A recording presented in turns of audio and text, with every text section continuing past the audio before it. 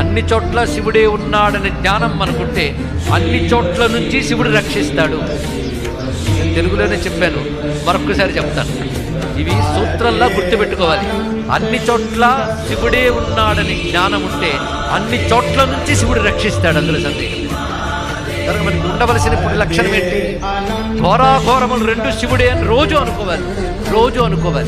రోజు అనుకోవడమే పూజ, మరొకటి కాదు. ఘోరంలో అఘోరంలో శివుడే ఉన్నాడంటే శివుడు ఏమనుకుంటాడు తెలుసా?